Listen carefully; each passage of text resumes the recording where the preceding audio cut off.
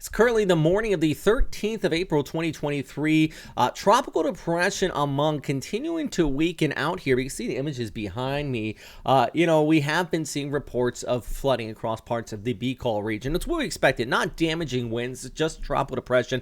Only seeing signal force 1 in a few spots, and really this is continuing to weaken, but it is also still bringing plenty of rainfall across this area. And take a look at the satellite imagery. Let's loop this back over the past 12 hours. Look at this. Just first off, big burst of convection, and then it gets closer, and you see it just kind of almost falls apart. Starts to get sheared apart by that dry air towards the north. Center of circulation just towards the south and east of Manila. You have all that shear kind of stretching back towards the north here. You still have a good burst of convection moving across central and northern Luzon. That means places like the Cagayan Valley is going to still see some scattered showers here as we go ahead throughout our day on Thursday.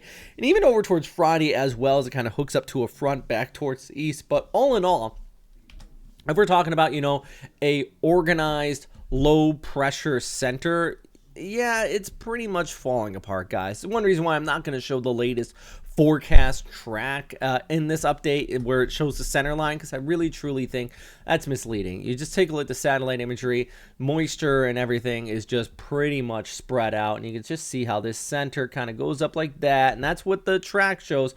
But really the bulk of the convection is going to be located out here north of that center line as it attaches to a front back towards the north. And we start to see that additional afternoon, the evening thunderstorms there across central and northern Luzon. So take a look at the forecast for Friday. All right, our storm system continuing to weaken out. We still have scattered showers down towards the south, coming at basically afternoon thunderstorms. Legazpi, you'll start to see an improvement here on Friday, a high of about 33. But the heavier stuff is going to be back here, Manila north. Places like Pangasinan, afternoon showers and thunderstorms possible, as into Isabela out there towards Iligan, 32. I think Baguio, you haven't seen a lot of rain recently. You're going to see plenty of showers with this one afternoon and the evening. Due to the nature of this, when we start to see this type of setup, though, where you have kind of that northerly wind kind of interacting with this moisture coming in from the south, I wouldn't be surprised, though, if we see some localized squalls from individual thunderstorms. Not talking about, sustained typhoon type stuff, talking about localized storms that could be popping up inside of this band that is developing here. And you just see this. Watch this as we go ahead through Thursday. Here's our low passing over Metro Manila.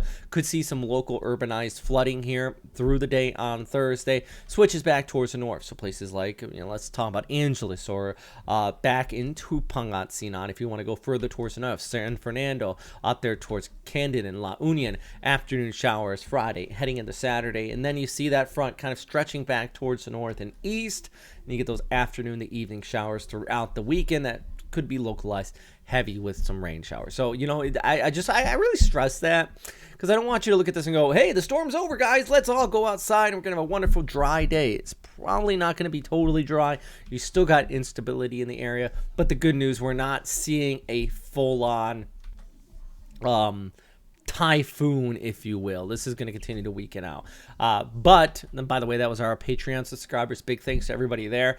Don't downplay the power of raging water, though. 6 inches still can knock you off your feet. So something I wanted you to keep in mind if we're talking about, the forecast with this type of weather. Anyways, that's a quick look at everything happening out here today.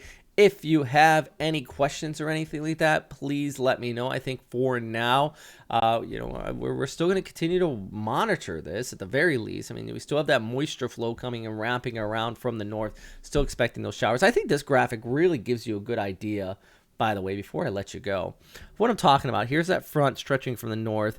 You have that moisture flow coming in. You have that dry air, and that's why I'm still worried about heading over the weekend if we're going to see some of those afternoon to evening thunderstorms really start to flare up because of that additional instability. Let's actually, I gotta refresh this image. Here we go. There's kind of the visible satellite imagery showing you how this fell apart, but you still even have some of those towering cumulus kind of popping off there into the Cagayan Valley. You see that right there.